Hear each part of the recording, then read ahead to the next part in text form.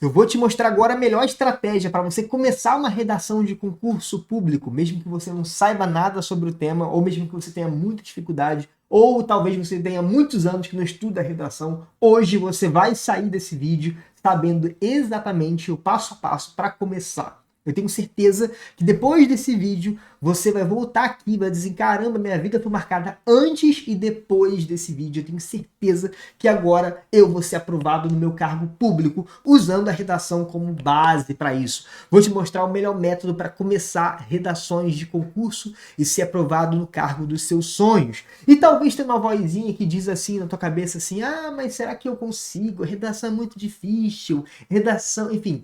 Essa vozinha é o seu eu sabotador, porque a gente sabe que é muito mais confortável ficar na mesma, no conformismo, é muito mais confortável você ficar na sua zona de conforto, é óbvio. E o seu corpo, ele sempre está te moldando para ficar na sua zona de conforto. Mas o que você tem que saber é, na zona de conforto, ninguém é aprovado em cargo público, na zona de conforto, ninguém consegue receber mais, e o dinheiro que você não tem hoje é por conta do conhecimento que você ainda não tem. Mas a partir do momento que você adquire conhecimento, você tem mais possibilidade de ser aprovado no cargo público e ganhar mais. É para isso que você está aqui nesse vídeo. Não é para aprender a fazer redação, porque a gente sabe que seria ótimo que tu aprendesse a fazer redação do zero. Ótimo.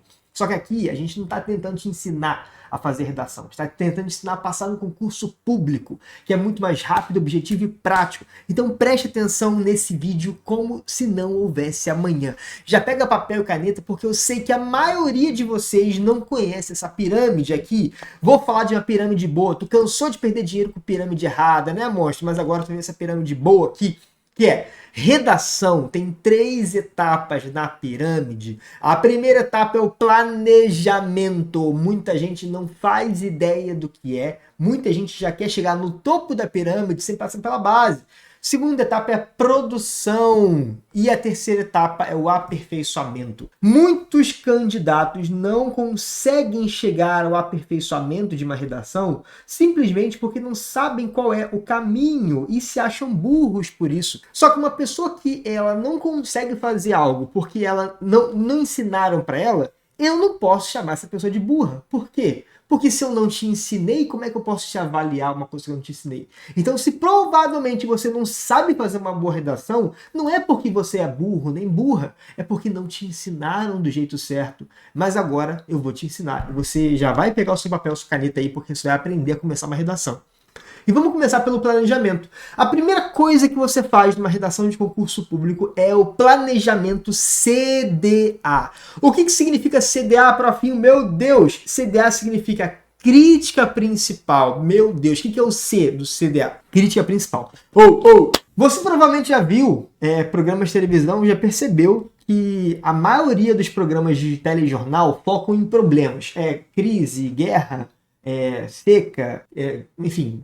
Tudo de problema de ruim tem numa série lá de, sei lá, da Globo, qualquer jornal tem coisas ruins. Por que os telejornais focam nas coisas ruins? Isso é intencional, porque os problemas, eles geram mais atenção, retenção do telespectador, e os problemas, eles trazem margem para outras discussões, outras visões, trazem margem para outras pessoas falarem sobre ele. Ou seja, traz assunto. Então, muitas vezes você não está sabendo escrever uma boa redação porque você está focando nas coisas boas do tema e não nas coisas ruins do tema.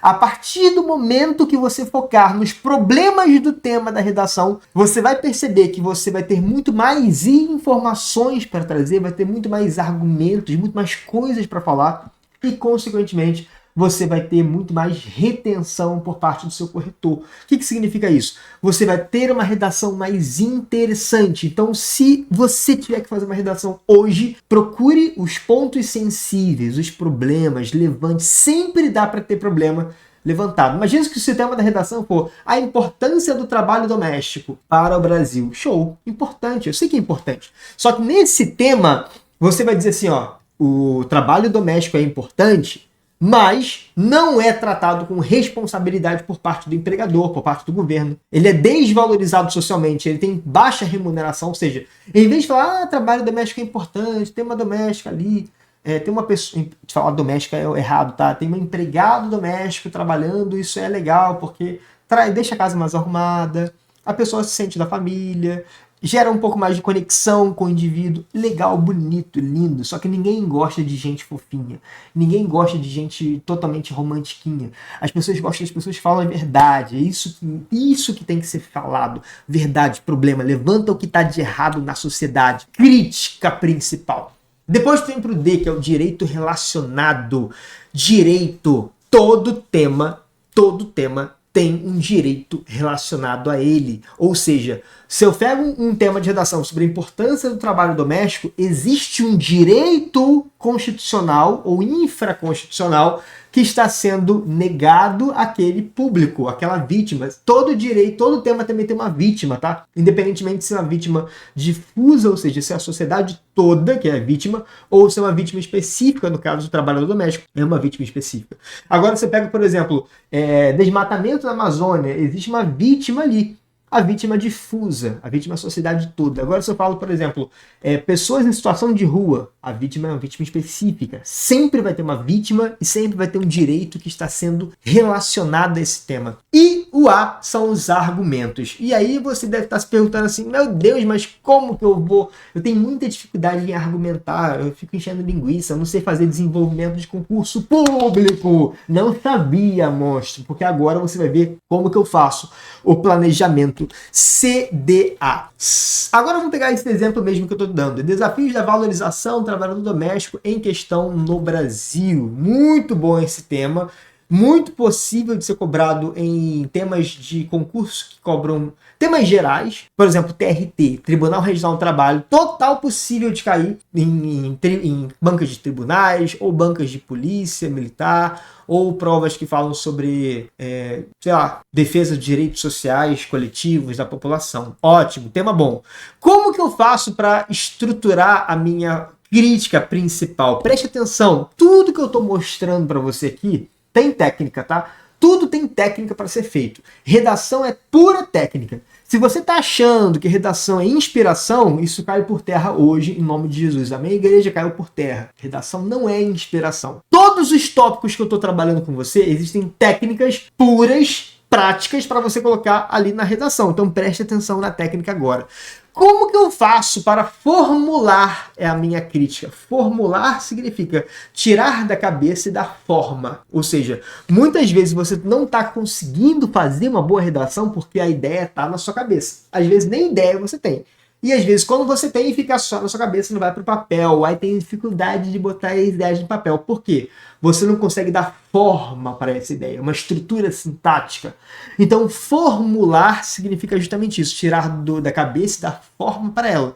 E a primeira coisa é a perpetuação do problema do tema prejudica as vítimas. É a forma, a estrutura sintática de sujeito, verbo e objeto. Você é concurseiro, tá concurseiro, tem que saber gramática, mostra, não tem jeito. O que a gramática tá pedindo aqui, ó? Sujeito, esse aqui, ó, sujeito, ótimo. Não é sujeito, não. Sujeito, verbo transitivo direto, objeto direto. A gente está usando uma estrutura sintática SVO. Aí deve estar complicando o negócio. Compliquei nada, tá, mostra? Presta atenção aqui. Aqui eu tenho uma estrutura sintática para me ajudar a formular a minha crítica. E vou te ser bem honesto aqui agora, hein? Se eu disser aqui nesse vídeo alguma coisa que talvez você não conheça ou tenha um pouquinho de dificuldade de entender, você tem duas opções. Um é fechar o vídeo e continuar com o seu problema, continuar com a sua dúvida e não passar no cargo público. E dois, assistir o vídeo na parte que você não entendeu e saber que você só evolui quando alguém fala coisas que você talvez não conheça. O novo, o desconhecido é o que faz você evoluir.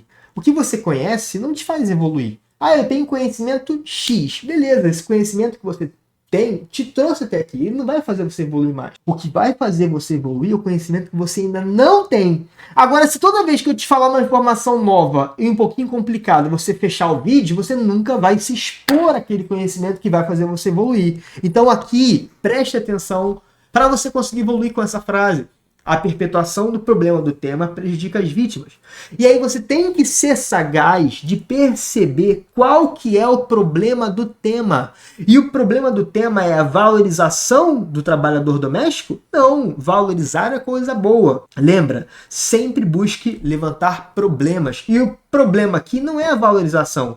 O problema aqui é a desvalorização do trabalhador doméstico, ok? Então, outra estrutura sintática que eu posso fazer é problema do tema representa grave mazela no Brasil. Qual que seria o problema do tema? A desvalorização do trabalhador doméstico representa grave mazela. E a terceira estrutura, problema do tema é tratado de forma negligente. Aqui eu posso colocar a desvalorização é tratada de forma negligente no Brasil. Pronto, ótimo.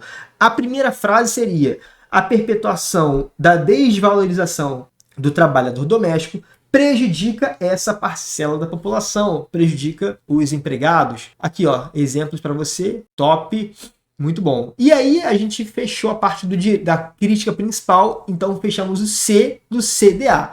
Falta agora o direito relacionado e faltam os argumentos. E você vai se perguntar assim, beleza, mas eu estou entendendo a teoria, mas como é que eu coloco isso em forma de parágrafo? Calma que daqui a pouco eu vou te dar um exemplo de um parágrafo para você começar a sua redação, tá beleza? O direito relacionado é o seguinte, sempre vai ser um sinônimo da palavra-chave ou então um direito do sócio diva plu. O que é isso? Não entendi nada, calma que eu vou te explicar. Vamos supor, aqui ó, na expressão-chave do tema, geralmente já tem ali um direito relacionado. Qual que é a expressão-chave do tema? A expressão-chave do tema eu tenho aqui, ó, desafios da valorização do trabalhador doméstico. Então, a palavra-chave é valorização do trabalhador doméstico, expressão-chave. Preste atenção, nessa expressão-chave já tem um direito relacionado ao tema. Qual que é o direito? Direito do artigo 6º da Constituição Federal. Se você não sabe, existe uma lista de direitos no artigo 6º, que são os direitos sociais, e lá tem direito ao trabalho.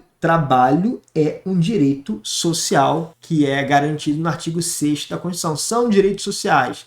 Um outro artigo também muito bom que você pode usar para pegar direitos, então vamos lá. O direito, ele geralmente está na palavra-chave, na expressão-chave do tema, e nessa expressão-chave geralmente vai ser do artigo 6º da Constituição Federal, que são os direitos sociais, ou no artigo 3º da Constituição Federal, que são os objetivos da República. Então aqui são direitos sociais, são 12, e no artigo 3º, aqui eu tenho os objetivos da República Federativa do Brasil. Muito bom. Tem que ter. Se você é concurseiro, você tem que saber esses direitos aqui. Ah, mas na minha prova não vai ter matéria de direito constitucional. Não importa. Importa que o direito constitucional, eles são argumentos, são arcabouços de repertórios para a sua redação. Objetivos. São objetivos da República Federativa do Brasil.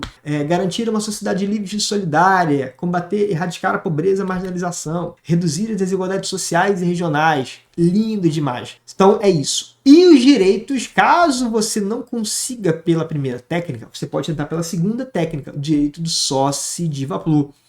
Sócio diva plu é um recurso de memória para você encontrar os direitos. Quais são? Só, soberania, si, cidadania, dignidade humana. Valores sociais do trabalho e pluralismo político. No tema valorização do trabalhador doméstico, quais são os direitos do sócio diva plu que estão ali relacionados? Eu posso falar sobre dignidade humana, afinal, a exploração do trabalhador doméstico afeta a dignidade da pessoa humana, e sim, existe uma expressão chamada pessoa humana que não é redundante. Aí toda pessoa é humana. Não, monstro, existe a pessoa física, existe a pessoa jurídica, existe pessoa humana. Eu, profinho, sou as três pessoas ao mesmo tempo. Eu sou a pessoa física, ou seja, tem um CPF, um cadastro de pessoa física. Para a sociedade, eu tenho lá um cadastro de pessoa física para ter meus direitos, exercer meus deveres. Eu também sou a pessoa jurídica, profinho cursos e treinamentos. Eu tenho uma empresa, eu tenho venda de cursos de redação para concurso, tenho livros publicados, então tenho uma pessoa jurídica, tenho um cadastro nacional de pessoa jurídica, CNPJ. E também sou uma pessoa humana. Toda vez que você, por exemplo, está num vídeo meu, assistindo já há mais de 10 minutos, 15 minutos de vídeo, não dá um like no vídeo, eu fico meio bolado, meio puto. Mentira, eu fico puto não. Mas enfim, só para te lembrar, para você se inscrever, porque você agrada a pessoa humana, o sentimento individual, e você se beneficia. Tu entendeu então o que é a pessoa humana, né? Que é a pessoa que tem sentimentos, a pessoa que tem expectativas, tem dores, tem frustrações, tem sonhos. Então aqui, quando a gente fala pessoa jurídica, pessoa dignidade humana, a gente está falando sobre a pessoa humana. Show de bola. Então aqui também poderia falar sobre valores de trabalho. Não poderia falar não, que isso aqui não é um direito relacionado. Valores sociais da livre iniciativa tem mais a ver com empreendedorismo, a minha possibilidade de, enfim, de ter um negócio. Então, nesse tema, o que mais se encaixa é dignidade humana para valorização do trabalho doméstico. E caso você ainda, mesmo depois dessas duas técnicas, tenha dificuldade, você pode usar os 30 direitos-chave nessa lista. Alimentação, cidadania, dignidade, enfim. Então a gente fecha o direito relacionado e agora a gente entra no A, que são os argumentos. E aqui eu quero sua máxima atenção, porque na hora de você escolher os argumentos, você vai usar a técnica DEMO-AI, que é a técnica de argumentação que serve para todo e qualquer tema.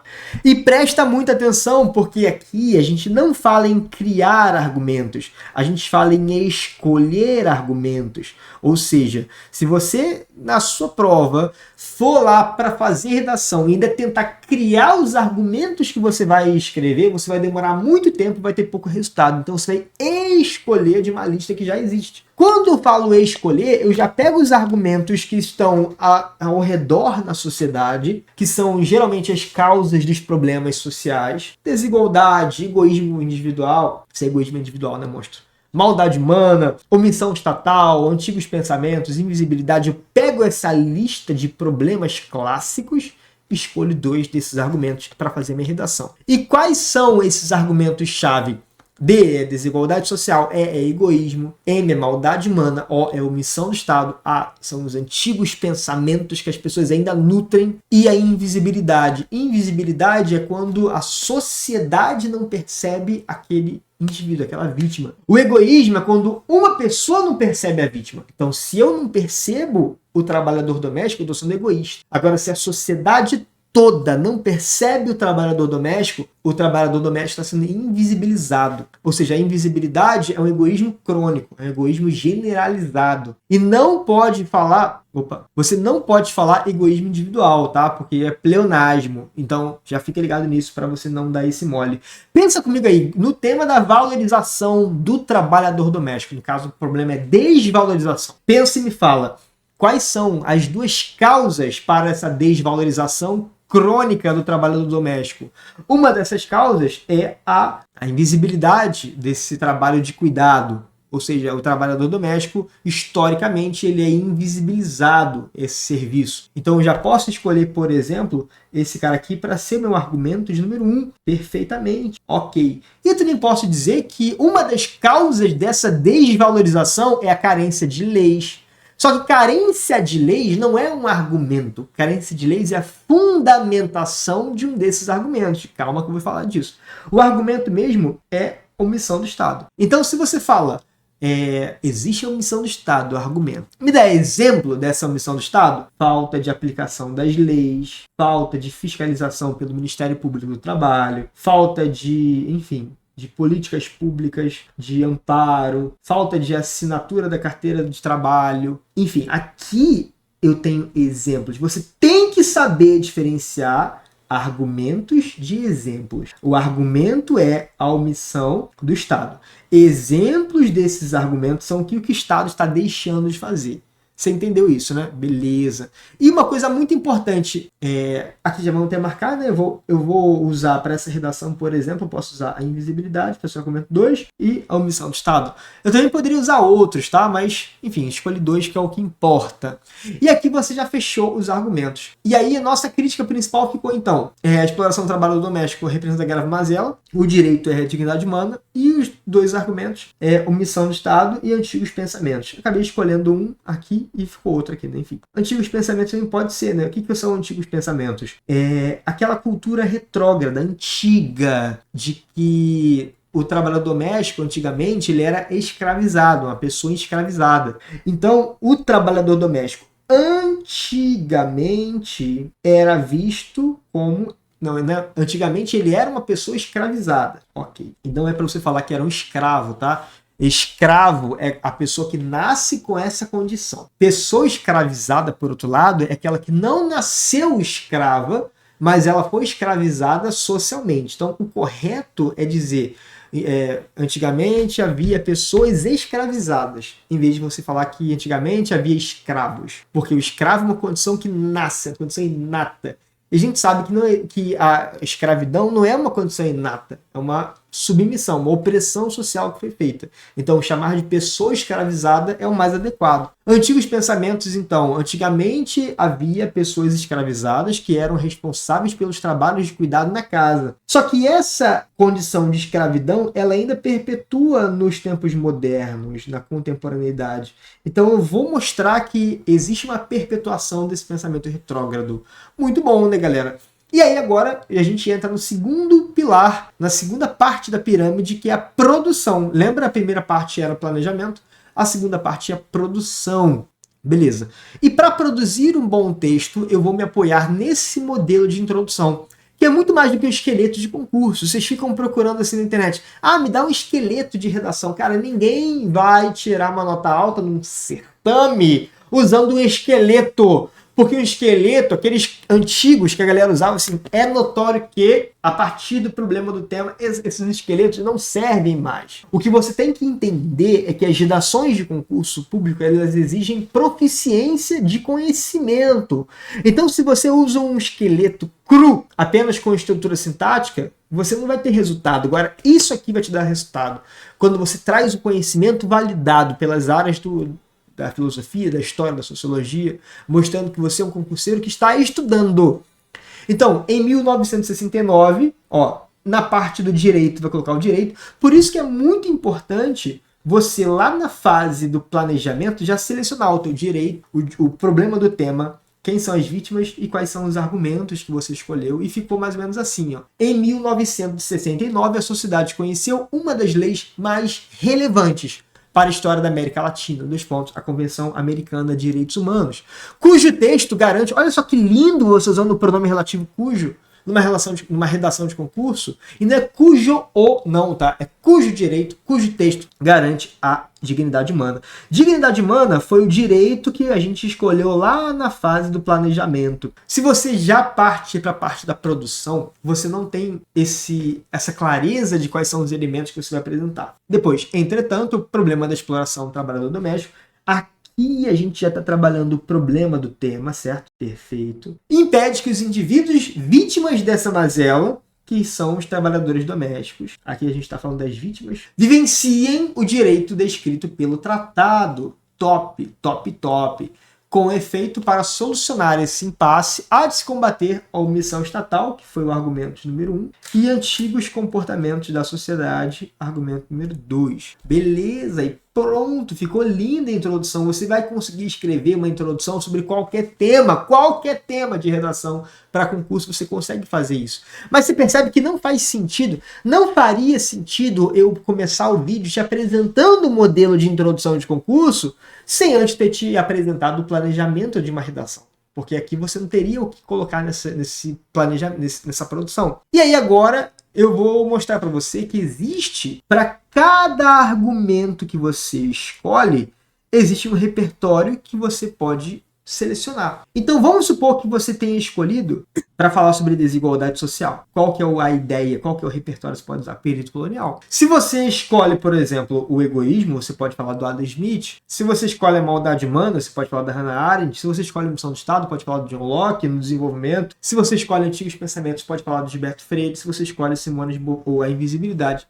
você pode falar da Simone de Beauvoir. Inclusive, se você precisa de um curso para concurso que te dê isso tudo mastigado, se você já entendeu que não dá para fazer redação de concurso no improviso e que muitas pessoas não sabem fazer redação de concurso e às vezes ficam reprovados numa prova de bobeira, podendo já passar, podendo já ser aprovado, e talvez você já pudesse ser aprovado no seu concurso, caso você já soubesse redação. E o dinheiro que você não ganha é por conta do conhecimento que você ainda não tem. E o cargo público em que você não foi aprovado ainda é por conta do conhecimento que você não tem ainda. Então, se você quer acelerar esse processo de aquisição do conhecimento, vou te dar uma dica agora que é fundamental. Entre no curso de redação, forma da redação do concurso, porque lá eu te explico isso tudo mastigado. Vou deixar o link do curso na descrição do vídeo e fixado no primeiro comentário também.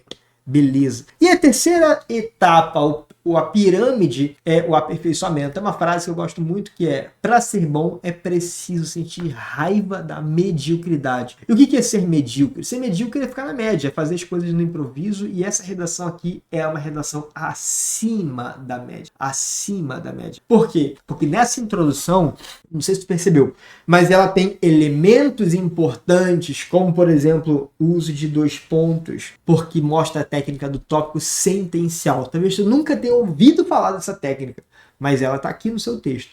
E quando você utiliza essa estrutura de parágrafo, automaticamente você já está trazendo aperfeiçoamento. Outra técnica também, ó. Aqui a gente está usando uma oração intercalada, aperfeiçoamento do seu texto. Eu falo tudo isso nesse livro aqui, ó, o Guia da Redação Nota 1000. Bonito, bonito.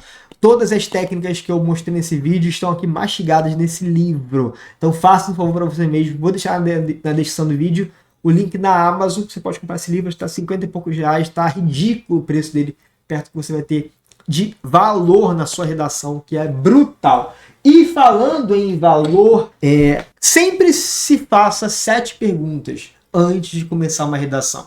E agora eu vou indicar para você o vídeo em que eu falei que perguntas são essas. Porque se você não souber fazer as perguntas certas, você perde grandes oportunidades de ter uma boa redação no seu concurso. Então agora faz o seguinte, clica nesse vídeo que eu estou deixando sugestão aqui agora e continua vendo, e tamo junto.